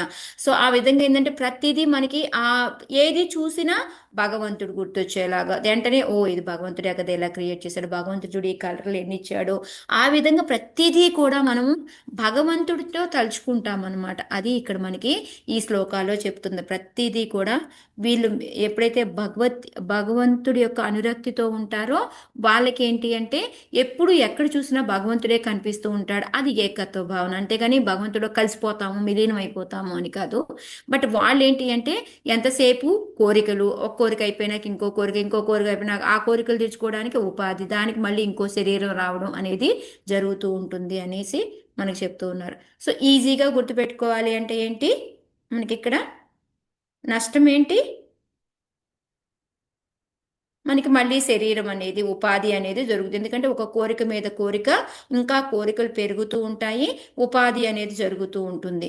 అదే ఇందులో ఏంటంటే భక్తిలో ఉంటే మనం ఏంటంటే మనకంటూ ఏముండదు, భగవంతుడి కోసమే చేస్తాం కాబట్టి మనకి కోరికలు అనేవి ఉండవు. సో అదే అనమాట. ఓకే. 29. నిమిత్తే సతి సర్వత్ర జలాదావపి పూరుషః ఆత్మనశ్చ పరస్యాపి విదాం పశ్యతి నాన్యదా. చదవండి మాతాజీ. హరే కృష్ణ మాతాజీ. చదవండి. నిమిత్తే సతి సర్వత్ర జలదావపి పురుషః ఆత్మనచ్చ పరస్యాపి విదాం పశ్యతి నాన్యదా. దేహము యొక్క ప్రతిబింబము జలములో, తైలములో లేదా దర్పణములో భిన్నముగా గోచరించడి రీతి వివిధ నిమిత్తముల కారణముననే మనుజుడు తనకు అన్యులకు నడుమ భేదమును కాంచును. హరే కృష్ణ. హరే కృష్ణ. సో ఇక్కడ ఏం చెప్తున్నారు, ఎప్పుడైతే దానికి ఒక ఎగ్జాంపుల్ కూడా చూపిస్తూ ఉన్నారనమాట. మనం ఇప్పుడు మన దేహాన్ని కనుక మన ప్రతిబింబాన్ని దేంట్లో అన్న మనము వాటర్లో చూసామనుకోండి ఎట్లా ఉంటుంది, కదులుతూ కనిపిస్తుంటుంది. ఓకే. ఆయిల్లో చూసామనుకోండి ఎలా కనిపిస్తుంది మనకి, మసకగా కనిపిస్తుంది మాతాజీ. ఆయిల్లో అసలు కనపడదు సరిగ్గా, ఎందుకంటే జిడ్డు కదా, దాంట్లో నుంచి మనకి ఊరికే ఒక జస్ట్ ఏదో ఉన్నట్టు కనిపిస్తుంది. అదే దర్పణంలో చూసామనుకోండి, అద్దంలో చూసామనుకోండి, అది ఎలా కనిపిస్తుంది, క్లియర్ గా కనిపిస్తుంది. క్లియర్ గా నిశ్చలంగా అద్దం ఎలా ఉంటుందో దాన్ని బట్టి, అంతే కదా, దాని మీద ఉన్న మరకలను బట్టి అంటే డిఫరెంట్గా. ఇప్పుడు నువ్వు అద్దంలో చూసినా, వాటర్లో చూసినా, ఆయిల్లో చూసినా ఒకేలా కనిపిస్తుందా, ఇప్పుడు నేను నా ఫేసే తీసుకెళ్ళాను. నా ఫేస్నే నీళ్ళల్లో చూస్తే ఎట్లా ఉంటుంది, ఆయిల్లో చూస్తే ఎలా ఉంటుంది, అద్దంలో చూస్తే ఒకేలాగా ఉంటుందా నా ప్రతిబింబం మూడిట్లో కూడాను? ఉండదు ఉండదు ఉండదు. ఉండదు కదా. సో మీకు ఇదే విధంగా ఒక శ్లోక ఏదైనా గుర్తొచ్చిందా మీకు భగవద్గీతలో? ఇదే విధంగా అర్జునుడికి భగవంతుడు చెప్తాడు. 3rd చాప్టర్ కూడా నేను చెప్పాను. 3 రకాల ఆవరణలు చెప్తుంది. ఓకే. 38 శ్లోక మాతాజీ ధూమేన రేతే హరే కృష్ణ. హరే కృష్ణ మాతాజీ. అదే అద్దం మీద దుమ్ములాగా పిండం ఎస్ మాతాజీ. మావిని ధూమేన వ్రియతే పిండంలాగా. వహ్నిర్ యథాదర్శో మలేన చ యథోల్బేనావృతో గర్భోస్ తదా దేదామావృతం. అంటే మనకి ఎలా అంటే ఫస్ట్ మనము అగ్నిలో ఏంటంటే ఇప్పుడు ఆ పొగ కప్పి పడిపోయింది అనుకో, అగ్ని కనిపిస్తుందా మనకి? ఇది ఎక్కడ చెప్తారు కనపడదు. అంటే అర్జునుడు అడుగుతాడు అనమాట. ఈ కామం అనేది ఇప్పుడు మనకి ఒక్కొక్కసారి చూడండి ఎట్లాగా మనకి చెయ్యాలి అని అనిపించదు, కానీ ఫోర్స్గా చేస్తూ ఉంటాము. ఎందుకు చేస్తూ ఉంటాము అంటే ఇది కామం వలన. ఆ కామం అనేది ఎలా ఉంటుంది అనేది మనకి 3 రకాలుగా చెప్తారు. ఆ కామం ఈ విధంగా ఆవరించబడి ఉంటుంది అని చెప్పేసి మనకి శ్లోకా చెప్తారనమాట. అగ్ని పొగ చేత ఎలా అయితే కప్పబడి ఉంటుందో అదే విధంగా అద్దం వచ్చేసి దుమ్ము చేత కప్పబడి ఉంటుంది. అలాగే గర్భం వచ్చేసి మనకి మాయ చేత మావి అంటాం కదా, మావి చేత ఆవరింపబడి ఉన్నట్లు మనలో కామం ఏంటంటే ఆ విధంగా ఆవరించబడి ఉంటుందన్నమాట. అంటే దానికి ఎగ్జాంపుల్గా ఏంటంటే ఒక్కొక్క గుణాన్ని బట్టి ఇప్పుడు వృక్షాలు ఉన్నాయి అనుకోండి. ఇప్పుడు మనకి ఇప్పుడు గర్భం ఉందనుకోండి, ఆ గర్భంలోది మనము ఎంత కదిలాడదామని చూసినా కదిలాడగలరా? ఏదన్నా చెయ్యగలరా అసలు వాళ్ళు? వాళ్ళు స్వయంగా ఏమన్నా చేసుకోగలరా? లోపల ఉన్న గర్భంలో ఉన్న బేబీ చేసుకోలేరు చేసుకోలేరు మాతాజీ. అస్సలు ఏమీ చేసుకోలేరు. సో అలాగ వృక్షాలన్నమాట. వృక్షాల్లో ఉండే ఇది అంటే ఏమున్నా సరే ఎంత చేసినా సరే వాటికి ఇంకా కదలిక అనేది ఉండదన్నమాట. సో వృక్షాల్లో ఉండే చైతన్యం అలా ఉంటుందన్నమాట. వాటికి ఎటువంటి ఏ చైతన్యము ఉండదన్నమాట. అలాగే ఇప్పుడు మళ్ళీ మనుషుల్లో జంతువుల్లో చూసుకున్నాం అనుకోండి. జంతువుల్లో చూసుకుంటే ఏంటంటే ఈ దుమ్ము అనమాట. ఈ దుమ్ము చేత అద్దం ఏదైతే ఉందో అద్దం మీద దుమ్ము ఉందనుకోండి, దాన్ని మనం రకరకాల పద్ధతులతో మనం తుడిస్తే పోతూ ఉంటుంది. ఓకేనా. సో అదేంటంటే ఇప్పుడు జంతువులు అనేవి ఏంటంటే పక్కన కూర్చొని ఏదైనా వినడం కానీ, గుడి దగ్గర దేవుణ్ణి చూడడం కానీ, ప్రసాదం తినడం కానీ, ఇలాంటి కొన్ని కొన్ని పద్ధతుల ద్వారా ఏంటంటే వాటి చైతన్యం కొంచెం పెరుగుతూ ఉంటుందన్నమాట. అదే కనుక మనకి ఈ అగ్నిలో కనుక ఇది మనకి పొగ చేత కప్పబడి ఉంది అంటే మనకి ఏదైతే మనకి ఈ సాంగత్యం కానీ, మనం చేసుకునే శ్రవణ కీర్తనల వలన కానీ, వీటన్నిటి వలన ఏంటంటే దానిలో దాగి ఉన్న అగ్నిని బయటికి తేగలమా లేదా? మనలో అగ్ని అనేది ఉంది, మనలో చైతన్యం అనేది ఉంది, కానీ ఏంటంటే అది మరుగున పడి ఉంటుంది. దాన్ని మనము ఈజీగా బయటికి తీసుకురాగలుగుతాం అనమాట. అందుకని ఏంటంటే మనుషులకు అనేదాన్ని మనకి చైతన్యాన్ని దీంతో అగ్ని పొగ చేత మనకి కంపేర్ చేస్తారనమాట. అద్దం దుమ్ము చేత అనేది జంతువులది, గర్భం మావి చేత అనేది మనకి చెట్లువి అనమాట చెప్తారనమాట. సేమ్ అదే విధంగా ఇక్కడ కూడా ఏంటంటే మనకి గుణాలు ఉంటాయి అన్నమాట మన మీద. తమో గుణం, రజో గుణము, ఇది సత్వ గుణం అనేవి. వీటి కారణాల వలన ఏంటంటే మనకి అన్యులకి నడుమ భేదాన్ని మనం గాంచగలుగుతాము అని చెప్పి. సో మనకి ఎక్కువ రజోగుణం ఎక్కువైపోయి మనం చేస్తూ ఉంటే మళ్ళీ మనం మనుషులు అదే తీసుకుంటాము అని చెప్పలేము, జంతువులది రావచ్చు. తమో గుణం ఎక్కువైపోతే చెట్టులాగా మారచ్చు, లేదా మనకి సత్వగుణంగా ఉంటే మళ్ళీ మనము మామూలుగా ప్రజల్లాగే పుట్టొచ్చు అనమాట. సో అందుకని ఏంటంటే మనకి ఒక్కొక్కళ్ళు ఒక్కొక్క మధ్యలో భేదం, మనం చెట్లు ఇవి, జంతువులు ఇవి, మనుషులు ఇవి అన్ని రకరకాల భేదభావాలు ఎందుకు చేయగలుగుతున్నాము అంటే మనలో ఉన్న ఈ గుణాల ఎఫెక్ట్ వలన అని చెప్పేసి మనకి ఈ శ్లోకంలో మనకి క్లియర్గా చెప్తూ ఉన్నారనమాట. ఓకే. సో అందుకని ఈ శ్లోకంలో మనం నేర్చుకోవాల్సింది ఏంటి అంటే మనం ఒక్కొక్కలంగా మనం విడివిడిగా జన్మలు అనేవి తీసుకుంటాము. వీటి వలన ఎప్పుడైతే మనకి ఇంద్రియ కోరికలు పెరిగిపోతాయో వాటి వలన ఉపాధి కల్పించుకుంటాము. దాని వలన మళ్ళీ మనము ఏదో ఒక జన్మ అనేది తీసుకుంటాము. అట్లా రకరకాల మధ్యలో జన్మ భేదాలు ఎలా చూడగలుగుతున్నాము అంటే ఇలాగనమాట. దేహాల యొక్క ప్రతిబింబాలు ఒక్కొక్కరు దాంట్లో ఎలా కనపడుతుందో మనమున్న గుణాన్ని బట్టి మనము ఆ రకమైన జన్మ తీసుకుంటాము అని చెప్పేసి.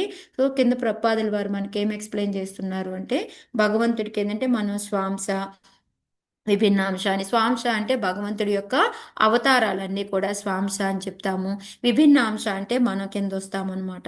కాకపోతే ఎప్పుడైతే మనలో ఈ జ్ఞానము ఇవన్నీ కూడా లోపల కప్పబడిపోయి ఉంటాయి అన్నమాట.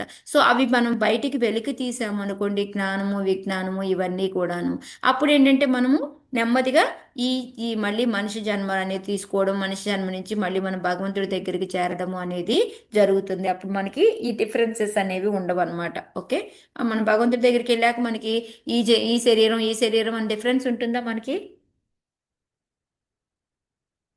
ఉండదు మాతాజీ, ఇంకా అది సో అప్పుడు ఉండదు. మనం అక్కడికి వెళ్ళి మనం ఎక్కడ ఎందులో చూసినా కూడా మనకి ఒకటే ప్రతిబింబం కనిపిస్తుంది. ఆ ఎవరి ప్రతిబింబం కనిపిస్తుంది మనకి?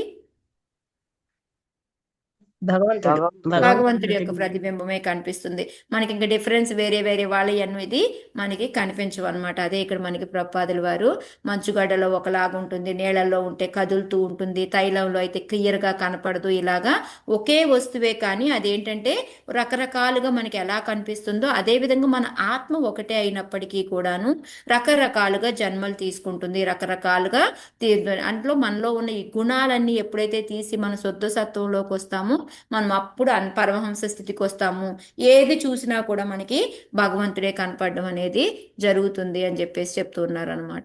సో అది మనకి లాస్ట్కి సారాంశం ఏంటి అనేది ప్రపాదుల వారు ఏం చెప్తున్నారంటే, పండిత సమదర్శన, ఎవరిని చూసినా మనకి పరమాత్మే కనపడాలి తప్ప రకరకాల రూపాలు అనేవి వాళ్ళకున్న దేహం పైన ఉన్న దేహం కనపడకూడదు, మనకి లోపల ఉన్న పరమాత్మే కనపడాలి. అది ఎప్పుడు సంభవం అవుతుంది?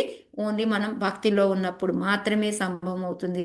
లేకపోతే ఈ డిఫరెన్సెస్ అనేది ఎప్పుడు కూడా మనకి తెలుస్తూనే ఉంటుంది అని చెప్పేసి ప్రపాదుల వారు చెప్తున్నారనమాట. ఓకే, సో దీనికి కూడా అదే శ్లోక, సర్వోపాధి వినిర్ముక్తం తత్పరత్వేన నిర్మలం ఋషికేన ఋషికేశ సేవనం భక్తి రుచ్యతే.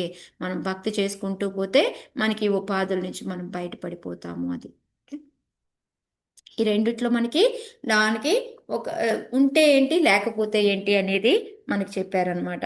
సో ఇప్పుడు 30 నుంచి ఏంటంటే మనకి ఎప్పుడైతే ఇంద్రియ భోగం వైపు ఎక్కువగా మల్లుతామో సో మనం ఏ విధంగా పడిపోతాము అనేది మనకి ఈ 4 శ్లోకాల 34 శ్లోకం వరకు కూడా చెప్తున్నారు. వచ్చే నష్టాలు కానీ మనం ఏ విధంగా కిందకి దిగజారిపోతాము అని చెప్పేది 1 by 1. యాక్చువల్గా మీరు ఈ 4 శ్లోకాలు చూస్తే మనకు ఒక శ్లోక గుర్తొస్తుంది. మనకు భగవద్గీతలో ధ్యాయతో విషయాన్ పుంస సంగస్తేషు ఉపజాయితే సంగాత్ సంజాయితే కామ కామాత్ క్రోధో విజాయితే కామ క్రోధోద్భవతి సమ్మోహాత్ భృతి విమృషాత్ బుద్ధినాశో బుద్ధినాశాత్ ప్రణశ్యతి.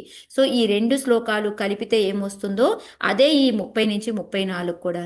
ఓకే, ఇప్పుడు మనకి ఇంద్రియ భోగం ఎక్కువైంది అనుకోండి, మన కాన్షియస్ ఎలా ఉంటుంది? ఎవరైనా చెప్తారా? ఎలా ఉంటుంది మనలో ఉండే చైతన్యం? మన భౌతిక కోరికల వైపే ఉంటుంది మాతాజీ, ఇటువైపు ఉండదు. అంటే అప్పుడు ఎలా ఉంటాం మనం? ఎలా ఏ విధంగా ఉంటాం మనం? ఆ, కోతిలాగా ఏ- మాతాజీ. కోతిలాగా. ఓకే, ఇప్పుడు టెన్షన్ ఎప్పుడూ గా ఉంటాం మనం మాతాజీ. టెన్షన్ వాటి గురించి ఆలోచిస్తూ ఉంటాం మాతాజీ. దేని గురించి ఆలోచిస్తూ ఉంటాం అన్నారు మాతాజీ? భౌతిక వైపు ఇవి ఇంట్లో ఇవి మనకు ఉంటాయి కదా, ఈ ఇంద్రియార్థాల వల్ల ఇక వచ్చే నష్టాలు లాభాలు ఇవి ఆలోచిస్తూ ఉంటాం కదా మాతాజీ మన ఆల్రెడీ మనం సాధారణ. ఉంటున్నాము. మనం ఉంటున్నప్పుడు మన స్టేజ్ ఏంటి మాతాజీ? స్వార్థపరులుగా ఉండడం కానీ ఇట్లా ఉంటుంది కదా మనకి. ఆ, చికాకు చికాకుగా అన్ని ఆలోచనలే. ఆ, క్రోధం ఎక్కువ రావడము, లేతే మనమే అంటే మనం అంటాము ఇదంతా భోగించగలిగేది నేనే, నాకివ్వకుండా వాళ్ళకెవరికో ఇచ్చారు అనేసి మనం ఎలా ఉంటాం? ఒక చిరాగ్గా ఉంటాము. నిన్ను జరుగుతాయా లేదా? ఇప్పుడు మనం ఇంద్రియ భోగం వైపే ఉన్నాం అనుకోండి, ఒక చిన్న చిరాకు వచ్చింది అనుకోండి మనకి, మనం ఏమైపోతాం? మనం అప్పుడు మన మైండ్ అంతా ఏమైపోతుంది? ఇది వరకు రాకముందు అలాగే ఉండేది మాతాజీ, ఇప్పుడు ఇందులోకి వచ్చాక కొంచెం ఇవంతా స్టేబుల్ గా ఉంది మైండ్. స్టేజ్లో చేసినవే కదా. సో మనకి ఇంద్రియ భోగం వైపే ఉంటే మనం ఎలాంటి పరిస్థితుల్లో ఉండేవాళ్ళమి. ఇప్పుడు కొంచెం నేను మొత్తం మారామని చెప్పట్లేదు, బట్ కొద్దిగా మారితే మనకి ఏం డిఫరెన్స్ కనిపిస్తుంది మీకు అర్థమవుతుంది కదా మీకు. నేను ఎంత క్లియర్ గా చెప్పక్కర్లేదు. నేనే భోక్త అనుకుంటాం, అర్థమవుతోంది నేను అర్థమవుతోంది యోగి మాతాజీ. అనుకుంటాం. ఇప్పుడు యాక్చువల్ గా చెప్పాలంటే భోగికి యోగికి డిఫరెన్స్ ఏంటి అనేది మనకి ఇందాక 29 28 శ్లోకాల్లో అయిపోయింది అనమాట. ఇప్పుడు 30 నుంచి ఏంటంటే ఇప్పుడు మనము ఏ విధంగా మనం మనం యాక్ట్ చేసుకుంటూ మనం కిందకి పడిపోతాము అనేది మనం ఇందులో చూస్తాం అనమాట. ఓకే, సో ఎక్కువగా ఏమవుతుందంటే మనలో కామం క్రోధం ఇవన్నీ పెరిగిపోతాయి.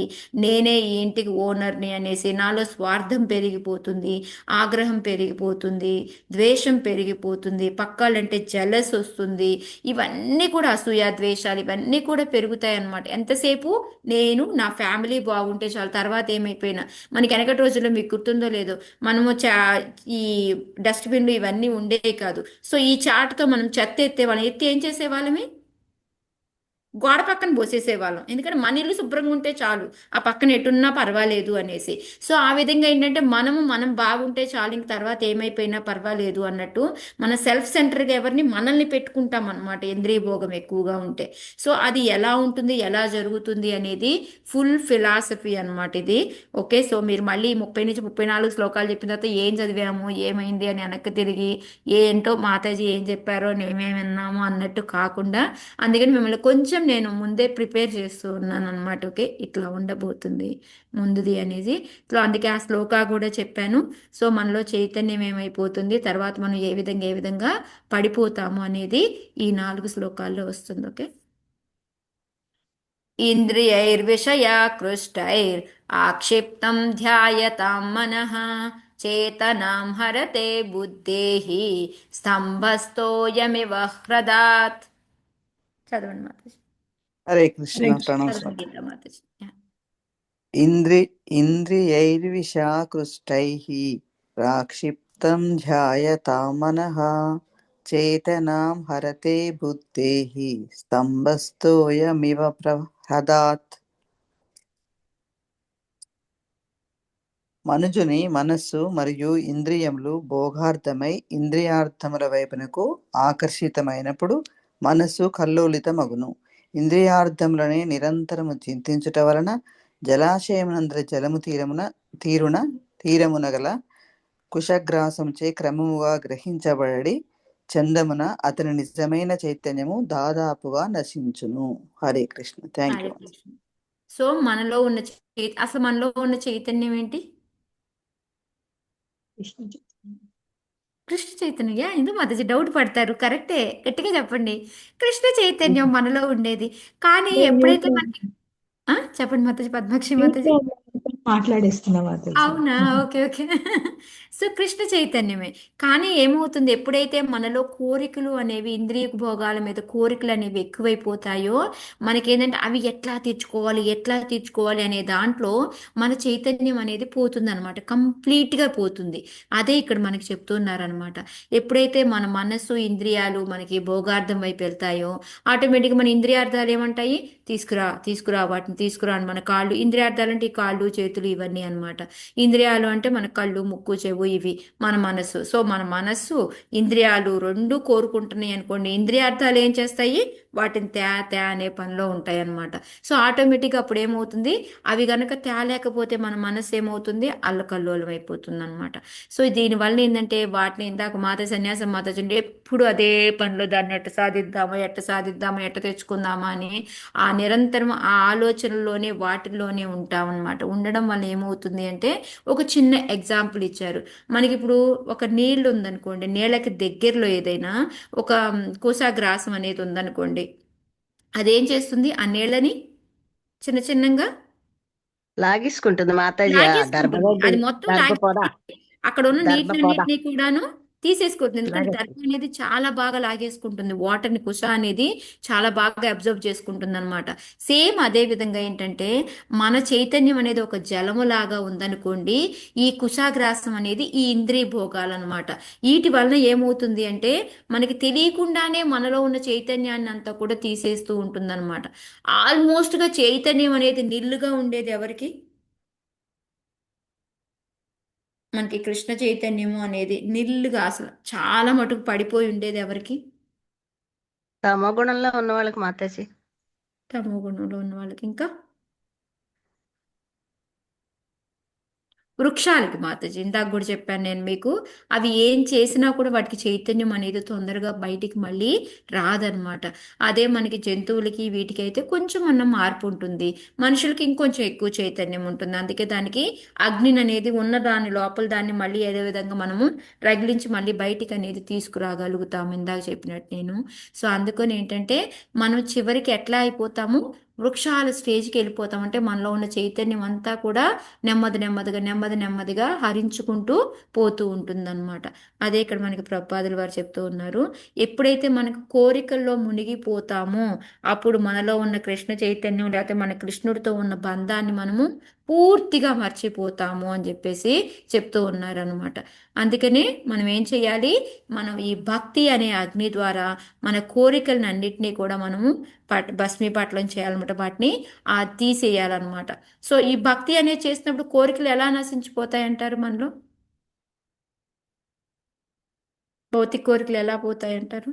మన మనం మన మనసు ధ్యాస భగవంతుడి అనేది వైపు వెళ్తుంది. దానికి ఏదైనా ధ్యాస స్వామి వారికి అన్నట్టుగా చేస్తుంటే ఆటోమేటిక్ గా ఎగ్జాక్ట్ గా, ఎందుకంటే మనకి ఆటోమేటిక్ గా మన శరీరం అనే దాని మీదే మనకి ఒక అటాచ్మెంట్ అనేది పోతుంది. కాబట్టి మనకి ఆ భక్తి యోగం ఎప్పుడైతే మనకి పెరిగిపోతూ ఉంటుందో, చెప్పాం కదా ఇది పెరుగుతుందంటే ఇది ఆటోమేటిక్ గా తగ్గిపోతుంది. రెండు సమంగా వెళ్ళాలి అనుకునే వాళ్ళకి అది అనేది చాలా తక్కువ, ఆ సమంగా వెళ్ళాలనుకునే వాళ్ళకి ఇది పెరగదు, ఇది ఇక్కడే ఉంటుంది కానీ ఇది మాత్రం పెరగదు భక్తి అనేది కూడాను. సో అందుకని ఏంటంటే మనకి తెలియకుండానే మనలో ఏంటంటే అలాగ భక్తి ద్వారా మనం వాటిని భస్మీపట్లం, మనకి తెలియని కూడా తెలియదు ఈ కోరిక ఎప్పుడు పోయింది అనేది. నిన్న మొన్న ఎప్పుడో మా ఇంట్లో గోల్డ్ బాగా పెరిగిపోయింది కాబట్టి ఇంకా మా అబ్బాయి పెళ్ళి అది అనుకుంటున్నాం కదా, ఏమీ కొనలేదు ఏమీ చేయలేదు, గోల్డ్ అంత కావాలి అని ఏదో అమ్మ వాళ్ళు మాట్లాడుతూ ఉన్నారనమాట. అప్పుడు మా అమ్మ వాళ్ళు అంటూ ఉన్నారు, నీకు వేసుకోవాలనే కోరిక ఎప్పుడు పోయిందో అప్పటి నుంచి కొనడం కూడా మానేసావే నువ్వు అని చెప్పేసి. సో ఆటోమేటిక్గా ఏంటంటే మనకి అది తెలియలేదు, పక్క వాళ్ళు చెప్పే వరకు కూడా మనకి వేసుకోవాలనే కోరిక పోయింది అనేది కూడా మనకి అర్థం కాదనమాట. సో ఆ విధంగా ఏంటంటే మనకి తెలియకుండానే మనకి కొన్ని కొంచెం పక్కాలు చెప్తే కానీ రియలైజ్ అవ్వం మనం. సో మీ అందరికి కూడా ఎక్స్పీరియన్స్ అయ్యి ఉంటారని అనుకుంటున్నాను నేను. అంటే ఏదో పెద్ద మనం సాధించామని కదా, కొంచెం కొంచెం అంతే, మళ్ళీ ఏమి అన్నీ ఏమి పోలేదు మనకేమీను. బట్ ఏంటంటే కొంచెం కొంచెం మనకి పార్టీలకు వెళ్ళాలి అన్న, హోటల్స్కి వెళ్ళి తినాలి అన్న, ఈ లేకపోతే ఊరికి సినిమాలకు పోదాం రండి, గ్యాదరింగ్లకు పోదాం రండి అంటే మనకంతా కొంచెం ఏంటంటే ఆ ఇంట్రెస్ట్ పోయింది. ఇంతకు ముందైతే ఎప్పుడు పిలుస్తారా అని పరిగెత్తుకుంటూ రెడీగా ఉండేవాళ్ళం, ఇప్పుడు ఏమవుతుంది కొంచెం ఆ కోరికలు తగ్గాయి అనమాట. ఓకే చూద్దాంలే అని కొంచెం పోన్ చేసేలాగా ఆ స్టేజ్కి వచ్చామన్నమాట అది. సో ఈ విధంగా ఏంటంటే ఇక్కడ మనకి ఏ ప్రభుపాదుల వారు మనకి అదే చెప్తున్నారు అనమాట. మనం ఎప్పుడైతే ఈ ఇంద్రియ భోగాన్ని మనం తగ్గించుకోవాలి అంటే మనం చెయ్యాల్సిందేంటి, భక్తి అనేది పెంచుకోవాలి. ఆ భక్తి పెంచుతూ ఉన్నప్పుడు మనలో తెలియకుండానే కోరికలు తగ్గిపోతాయి, కృష్ణ భక్తి భావన అనేది కూడా ఎక్కువైపోతుంది. అది తెలియకుండా జరిగిపోతుంది, మనం ఏదో కంట్రోల్ చేసి దాన్ని నిగ్రహించాలి అది అవసరం లేదు, ఆటోమేటిక్గా జరిగిపోతూ ఉంటాయి అనేసి. సేమ్ ఇప్పుడు ఇప్పుడు కొంతమంది ఏం చేస్తారు, సన్యాసాశ్రమాన్ని బలవంతంగా తీసుకున్న వాళ్ళకి ఇంటి మీద మమకారం పెద్దదు, పిల్లల మీద మమకారం తగ్గదు. సో వాటి వల్ల ఉపయోగం ఏముంటుంది చెప్పండి? వాళ్ళు హిమాలయాలు వెళ్ళినా ఒకటే, అరణ్యాలు వెళ్ళినా ఒకటే, ఎక్కడున్నా వాళ్ళ మనసు ఏముంది, ఎప్పుడు దాని మీదే జరుగుతూ ఉంటుంది. అందుకని ఏంటంటే మనము దాన్ని ఏమంటారు ఒకేసారిగా కంట్రోల్ చేసి ఆపాలి అని అనుకోవడం కాకుండా చిన్న చిన్నగా మనము మార్పు తెచ్చుకోవాలి అనేది ప్రభుపాదుల వారు ఈ పారాగ్రాఫ్లో ఫస్ట్ పారాగ్రాఫ్లో చెప్తూ ఉన్నారనమాట. రెండోది వచ్చేసి మనకు అక్కడ ఇచ్చిన ఎగ్జాంపుల్ కుసాగ్రాస్ ఏదైతే ఉందో అది. సో మనకి కలుపు మొక్కలు లాంటివి అనమాట ఇవి.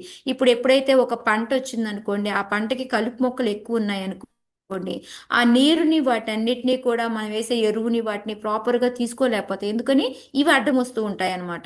అప్పుడు ఏం చేయాలి, మనం ఈ కలుపు మొక్కల్ని పీకి అవతల పడేయాలి. ఇప్పుడు ఈ కుసాగ్రాస్ ఉందనుకోండి, దాన్ని వెంటనే మనం తీసేసామనుకో ఆ నీరు అక్కడే ఉండిపోతుంది కదా, ఇది అబ్జర్వ్ చేయదు కాబట్టి.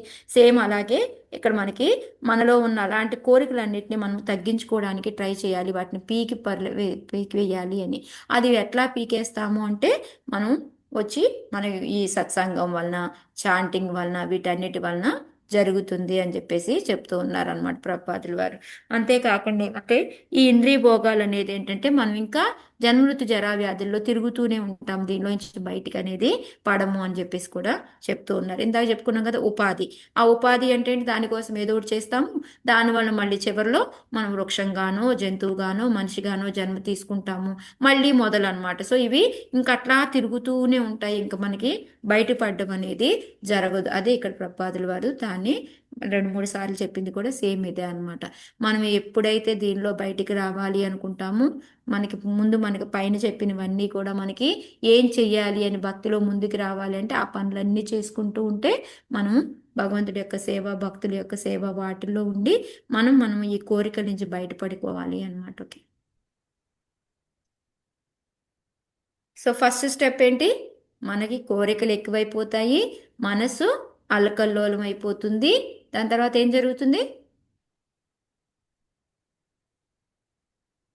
ఏం జరిగింది దాని తర్వాత? దిగజారిపోతాం మాతాజీ. అన్ని మనం చైతన్యం, చింతిస్తూ మనలో ఉన్న కూర్చుంటాం మాతాజీ, చైతన్యం పడిపోతుంది. నశించిపోతుంది. యా, మనలో ఉన్న చైతన్యం పడిపోతుంది. ఓకే, నెక్స్ట్ ఏంటో చెప్తాం. పృష్యత్తను స్మృతి చిత్తం జ్ఞానభ్రంశ స్మృతి క్షయే తద్రోధం కవయ ప్రాహుర్ ఆత్మాపహ్నవమాత్మనః. చదవండి మాతాజీ. హరే కృష్ణ మాతాజీ. చదవండి కృష్ణ. భ్రశ్యత్యనుస్మృతిచిత్తం ధ్యానభ్రంశ స్మృతిక్షయే తద్రోధం కవయ ప్రాహు ఆత్మాపహ్నవమాత్మనః. మనుజుడు మూల చైతన్యం నుండి వైదొలిగినప్పుడు గత స్థితిని గాని ప్రస్తుత స్థితిని గాని గుర్తుంచుకొనజాలడు. ఆ విధముగా అతని స్మృతి నష్టపడినప్పుడు సంపాదించిన జ్ఞానమంతయు మిథ్యామూలంపై ఆధారపడను. అది జరిగినప్పుడు ఆత్మ నష్టపడిందని విద్వాంసులు భావించరు. హరే కృష్ణ. Thank you. మరి సో ఇప్పుడు మనలో ఉన్న చైతన్యం, కృష్ణ చైతన్యం, మనం భగవంతుడి నుంచి వచ్చాము అనే జ్ఞానం అనేది మనలో పోతుంది అనమాట. అంటే మనకి ముందుది ఏంటి, ఇప్పుడు ఉంది, ప్రస్తుతం మనం ఏ పరిస్థితుల్లో ఉన్నాము, ముందు మన పరిస్థితి ఏంటి, మనం ఎక్కడి నుంచి వచ్చాము ఏంటి అనేది కూడా ఏమీ గుర్తుండదు అనమాట. యాక్చువల్గా కూడా మనకి గుర్తుండదు, బట్ కానీ అట్లీస్ట్ మనకు ఒక థాట్ ఉంటుంది, మనం భగవంతుడి నుంచి వచ్చాము అనే థాట్ అయినా ఉంటుంది.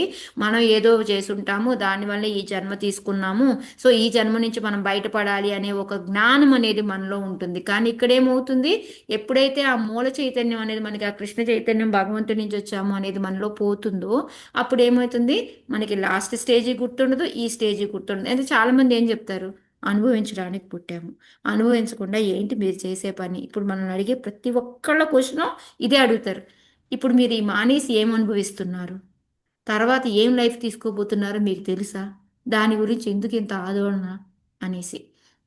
వాళ్ళని మనం ఒక్కసారి అడిగితే, ఇప్పుడు చనిపోయిన తర్వాత ఏమవుతావో నీకెందుకు, లైఫ్ ఇన్సూరెన్స్లు ఎందుకు తీసుకుంటున్నావు, మరి పడిన తర్వాత ఏమైద్దో నీకెందుకు, ఇప్పుడు మనం ఈ ఆరోగ్యశ్రీలని ఇవన్నీ కడుతున్నాం ఎందుకు, అడిగితే దానికి ఆన్సర్ చెప్తారా వాళ్ళు?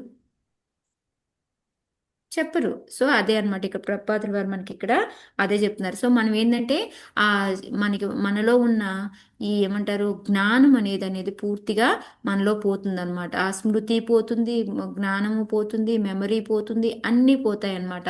అయిపోయి మనం ఎలా అంటే ఇంకా మనకి ఆత్మ పరమాత్మ అనేది అసలు మనకి తెలియని స్టేజ్కి, అంటే మనకి మిథ్యలోకి వెళ్ళిపోతూ ఉంటాం అనమాట. ఇంకేంటంటే మిథ్య అంటే ఏం చెప్పాలి అంటే మీకు ఇంకా అంటే మనము భగవంతుడి నుంచి వచ్చాము అనేది కాకుండా ఈ మనకి చెప్తూ ఉంటారు చూడు, ప్రకృతే మనకి అన్ని ఇచ్చింది, మనం అంటే మనకి సృష్టికర్తకి సృష్టించిన వాళ్ళకి డిఫరెన్స్ అనేది తెలియదు అనమాట ఇంక మనకి. ఓకే, ఇప్పుడు ఫర్ ఎగ్జాంపుల్ నేను ఏమైనా తీసుకొచ్చి ఇచ్చాను అనుకోండి, ఇప్పుడు రేవతి గోపి మాతాజీకి ఇచ్చి నేనే ఇచ్చా అంటాను. ఓకే, కానీ యాక్చువల్గా నా చేత ఎవరు ఇప్పించబడ్డారు, అది ఎవరు తయారు చేశారు, ఎవరి ద్వారా ఎలా వచ్చింది అది కాదు. నేను ఇచ్చాను అనుకొని మనము ఇక్కడ ఆగిపోతాం చూడండి, అది రాంగ్. కానీ యాక్చువల్గా భగవంతుడు నేను ఇవ్వడానికి ఆ అవకాశాన్ని కల్పించాడు. అలానే అది నేను తయారు చేశాను. ఇప్పుడు మాతాజీకి నేను ఇచ్చాను, అది నేను తయారు చేసి ఇచ్చానా? డైరెక్ట్గా ఇవ్వలేదు. సో అంటే ఇప్పుడు మనకి బ్రహ్మ సృష్టికర్త అయితే, సృష్టించిన వాడు భగవంతుడైతే మనం ఎక్కడ ఆగిపోతాము, బ్రహ్మ ద్వారా మనం వచ్చాము అనే దగ్గర ఆగిపోతాం అనమాట. సో ఆ విధంగా ఏంటంటే మిథ్యలో ఉండిపోతారు. అసలైన జ్ఞానం అనేది కప్పబడిపోతుంది. సో ముందుది అంతా ఉన్న జ్ఞానం కూడా పోతుంది, అది కూడా గుర్తురాదు. సో చివరికి ఏమంటే మిథ్య మీద ఆధారపడిపోతాం. సో అప్పుడు ఏంటంటే మనకి ఎలా ఉంటుందంటే ఆత్మ అనేది లేదు, ఆత్మ అసలు లేదే లేదు మనలో అనే దానికి వస్తామన్నమాట. దేహాత్మ ఆత్మ ఒక్కటే అనే స్టేజ్కి వస్తాము అనేది చెప్తున్నారు. క్లియర్గా ఉందా మాతాజీ? ఏమైనా డౌట్స్ ఉన్నాయి ఇక్కడ? మనలో ఎప్పుడైతే ఫస్ట్ కోరికలు ఎక్కువైపోతే మనసు ఇంద్రియాలు దాని వైపు పరిగెడతాయి, మనసు అల్లకల్లోలం అవుతుంది, దానివల్ల మనలో చైతన్యం పోతుంది. దాని ఎగ్జాంపుల్గా కుశాగ్రాస్ చెప్పారు, ఎలా అయితే లాగేసుకుంటుందో అలాగా మనలో ఉన్న చైతన్యాన్ని అంతా కూడా లాగేసుకుంటుంది. సో మనము అది పోతుంది. అది పోయినప్పుడు మన నిజ స్థితి ఏంటి, మన గత స్థితి ఏంటి అనేది మొత్తం ఇప్పుడున్న ప్రస్తుతం ఏ స్థితిలో ఉన్నాము అనేది ఏది కూడా గుర్తించుకోలేమన్నమాట. మనం ఎవరు, ఎక్కడి నుంచి వచ్చాము, ఎలా వచ్చాము అనేది ఏది గుర్తించుకోము. అందువలన మనకి అంటే మనలో ఉన్న ఏమంటారు మెమరీ అది కూడా పోతుందన్నమాట. సో అది పోయి మనలో ఉన్న జ్ఞానం అంతా కూడా నశించిపోతుంది. మనం మిథ్య మీద ఆధారపడతాం. అంటే ఆ మిథ్య అంటే ఏంటి అంటే ఆ ఆత్మకి శరీరానికి డిఫరెన్స్ లేదు, ఆత్మ అనేది పోయింది, అసలు నష్టపడిపోయింది, దానికి ఆత్మ అనేది లేదు అనే దానికి వస్తాము అని చెప్తున్నారు అనమాట. అదే మనకి ప్రపాదుల వారు యాక్చువల్గా మన ఆత్మ ఏంటంటే శాశ్వతమైనది, అది నాశనం చెందదు. మన సెకండ్ చాప్టర్లో 10th శ్లోకా నుంచి మొదలుపెట్టి మనకి 20 శ్లోకాస్ ఉన్నాయి మనకి. అయినా సరే ఇప్పుడు కొంతమంది అల్పజ్ఞులు లాంటి వాళ్ళు వచ్చి ఏం చెప్తారు అంటే జంతువులకు ఆత్మ లేదు అంటారు. అది నమ్ముతామా మనం? జంతువులకు ఆత్మ లేదా? ఉంటుంది ఉంది మాతాజీ. మాతాజీ. మాతాజీ ఎందుకు ఏదైనా లేదు? సరే ఉంది. ప్రతిదానికి కూడా ఆత్మ అనేది ఉంటుంది మనకి. ఎందుకంటే ఆ ఆత్మ పరమాత్మ లేనిది ఏం చచ్చిపోయిన శరీరానికి మనకి తేడా ఏంటి? మనలో ఆత్మ ఆత్మ ఉండడము, పరమాత్మ లేకపోవడం. అంతే, ఆత్మ పరమాత్మ రెండు మిస్ దాంట్లో నుంచి. ఎప్పుడైతే పరమాత్మ వెళ్ళిపోతుందో ఆత్మ నేను కూడా ఉన్నాను వెళ్ళిపోతుంది అక్కడి నుంచి. సో అవి రెండు లేకపోతేనే చచ్చిన శరీరానికి దీనికి. మరి జంతువులు చక్కగా తిరుగుతున్నాయే, మరి వాటికి ఆత్మ లేదు అంటే పిచ్చవెర్రా. సో ఆ స్టేజ్కి మనం వస్తామన్నమాట. కొంతమందికి వాటికి ఎన్నిటికీ కూడా ఆత్మ లేదు అనే దానికి మనకి వస్తారు. సో అదే ప్రపాదులు వారు చెప్తున్నారు, శరీరానికి మృత శరీరానికి తేడా ఏంటి అంటే లోపల ఆత్మ పరమాత్మ ఉండడమే. కానీ ఇప్పుడు వీళ్ళు ఏంటి అంటే మనం భగవంతుడి నుంచి వచ్చాము ఇవన్నీ కూడాను మర్చిపోతారు. ఎందుకంటే మన యొక్క మూల చైతన్యం కలుషితం అయిపోయింది. ఎందుకంటే కృష్ణా పదం అసలు లేనే లేదు, కానీ అట్లీస్ట్ ఆత్మ అనే పదం ఉండేది కొద్దిగా, అది కూడా పోతుందన్నమాట. అది కూడా పోయి చివరికి ఏంటంటే ఆత్మ నశించింది అనే స్టేజ్కి వస్తాము అని చెప్పేసి మనకి చెప్తూ ఉన్నారు. ఇప్పుడు చాలా మందికి ఏంటంటే ఇదే పశువులకి మనకి ఏమి తేడా లేదు అనుకోవడము, ఇదంతా కూడాను చెప్తున్నారు అనమాట. నాకే వ్యతిక్రమః యదన్యస్య ప్రేమస్త్వం ఆత్మనః సవ్యతిక్రమాత్. చదవండి మాతాజీ. హరే కృష్ణ చదవనా మాతాజీ? చదవండి. నాతః పరతరో లోకే పుంసస్వార్థ వ్యతిక్రమః యదన్యస్య ప్రేయస్త్వం ఆత్మనః వ్యతిక్రమాత్. హరే కృష్ణ. ఆత్మానుభవం కన్నను ఇతర విషయములే మిగుల ప్రీతి పాత్రములని తలసుల కన్నను నిజ స్వార్థమునకు వేరొక్క దృఢమగు ప్రతిబంధకము లేదు. హరే కృష్ణ. సో ఇక ఇప్పుడు మనం ఎట్లా అయిపోతాము అంటే మనకి ఆత్మానుభవం, ఇంకా మనకి ఆత్మ ఒకటి లేదు అని అనుకున్నప్పుడు ఇంక దానికి ఒక అనుభవం ఉందనుకుంటామా మనం? సో మనకి ఇంకా అక్కడ ఏంటంటే ఆత్మ గురించి సాధించాలి, ఆత్మకు ఇష్టమైన ఏమైనా చెయ్యాలి అనేది ఇంకా అవన్నీ ఏముండవు అనమాట. మనకి ఓన్లీ ఏముంటుంది, నిజ స్వార్థం, మన యొక్క స్వార్థం మనం చూసుకోవడం, మనకి కావాల్సింది మనం చేసుకోవడము, ఇంతవరకే అనుకొని మనం పూర్తిగా ఏంటంటే ఇంకా దాంట్లో చిక్కుబడిపోతాం అనమాట. అందుకని మనకేం చెప్తున్నారు లాస్ట్కి వచ్చేసి, ఈ స్వార్థము, ఈ ఇంద్రియ భోగం అనేది ఉంటే ఇదే మనకి పెద్ద ప్రతిబంధకం అనమాట. దీనివల్లనే మనకి వచ్చే లాస్ అంతా కూడాను, ఇంకోటి ఏమీ లేదు అని చెప్పేసి చెప్తూ ఉన్నారనమాట. సో అసలు యాక్చువల్గా అన్నిటికన్నా గొప్పది ఏంటి, ఆత్మ అనుభవం. అంటే మన ఆత్మకు సంబంధించినవి చేయాలి. ఆత్మ ఎప్పుడు సంతోషిస్తుంది, భగవంతుడి పనులు చేసినప్పుడు సంతోషిస్తుంది. సో ఇది మనకు తెలుసు. కానీ ఇప్పుడు ఏం చేస్తాం మనము, ఆత్మ అనుభవం కన్నా కూడా మనకి ఇతర మిగతా విషయాలే చాలా ప్రీతిగా అనిపిస్తూ ఉంటాయి అన్నమాట. మనకి మన కళ్ళకి నచ్చినవి మనం చేసుకోవడం, మనకి ఏది కావాలి అనిపిస్తే అది తినడము, ఇవన్నీ చేసినవే మనకి మంచిగా అనిపిస్తూ ఉంటాయి అన్నమాట. అందుకనే ఏంటంటే మనకి ఈ స్వార్థం అనేది మనకి చాలా ప్రతిబంధకంగా మనకి తయారవుతుంది అనేసి చెప్తూ ఉంటారు. సో దీనివల్ల ఏంటంటే మనం భోగిగా తయారైపోతాం అన్నమాట. ఒక యోగిగా ఉన్నప్పటికీ కూడా ఎప్పుడైతే మనలో కోరికలు మొదలైపోతూ ఉన్నాయో అప్పుడు చిన్న చిన్నగా మనము భోగిలాగా మారిపోతాం. అది ఇక్కడ మన ప్రపాదులు వారు చెప్తూ ఉన్నారనమాట. అందుకని మనకి ఇంద్రియ భోగం అనేది మనం నిషేధించాలి, లేకపోతే మనం ముందుకి వెళ్ళలేము అనేది మనకి ప్రపాదులు వారు ఇక్కడ ఇందులో చెప్తూ ఉన్నారు ఈ పారాగ్రాఫ్ లో. ఆర్తేంద్రియార్థాభిధ్యానం స్వర్వార్ధాపహ్నవో నృణాం భ్రంశితో జ్ఞాన విజ్ఞానాత్ అవిశతి ముఖ్యతాం.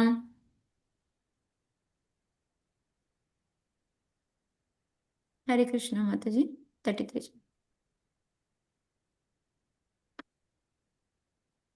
29 మెంబర్స్ ఉన్నారు మాతాజీ. 4 శ్లోకాస్ చదివాము మనం. చదవని వాళ్ళు ఎవరైనా చదువుతారు. అవును మాతాజీ. హరే కృష్ణ మాతాజీ. చదవండి మాతాజీ. సరే.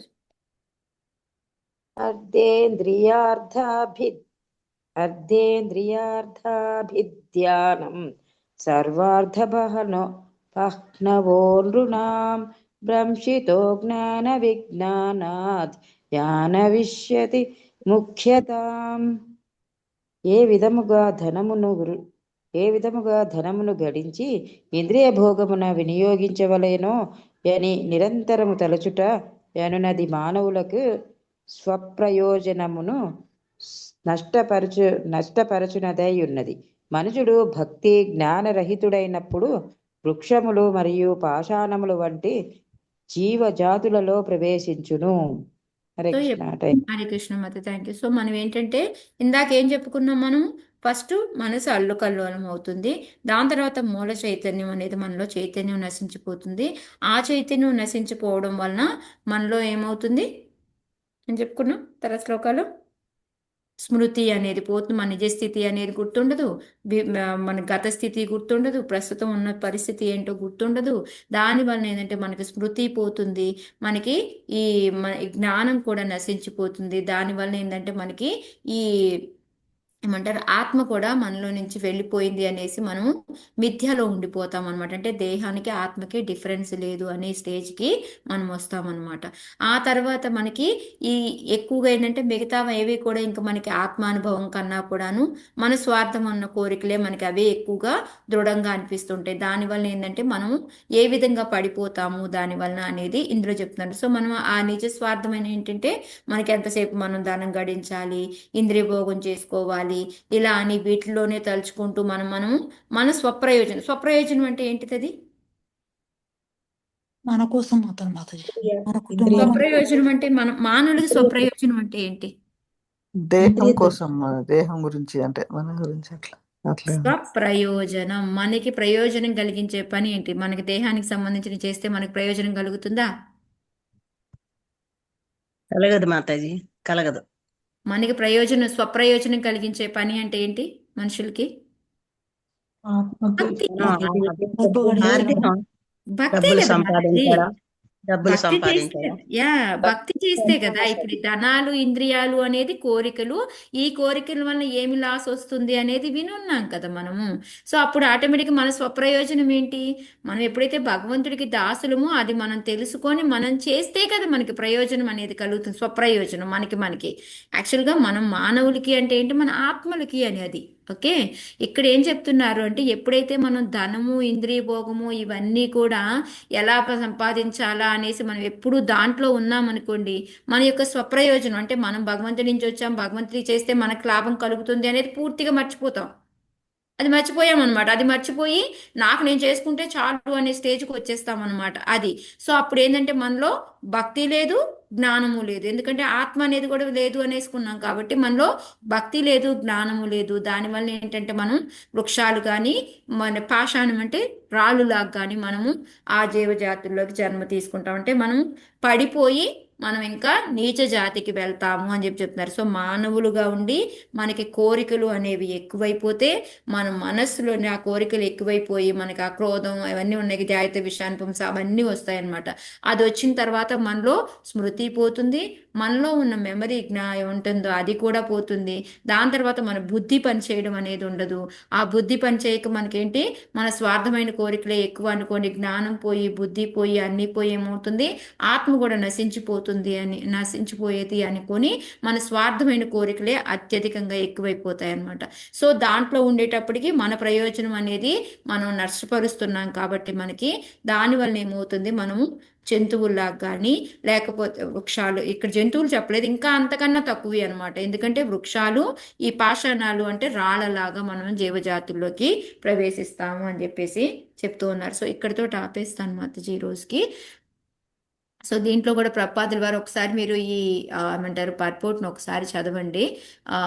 దాని తర్వాత రేపు మళ్ళీ ఒకసారి ఎక్స్ప్లెయిన్ చేసుకుందాం. ఓకే, మెయిన్గా ఈ ఇంద్రియ భోగం ద్వారా వచ్చే నష్టాలు ఏంటి అనేది, మనం ఏ విధంగా పడిపోయి ఈ వృక్షాల దాంట్లోకి దిగుతాము అనేది మనకి కంటిన్యూస్గా చెప్పుకొచ్చారనమాట. సో 34వ శ్లోకాలో ఇంకా ఏంటి అనేది కూడా ధర్మార్థ కామ మోక్షాల్లో నుంచి కూడా మనము బయటకు వచ్చేస్తాము, వాటిని కూడా ఏమీ చేసుకోలేము మనము అని చెప్పేసి చెప్తున్నారు.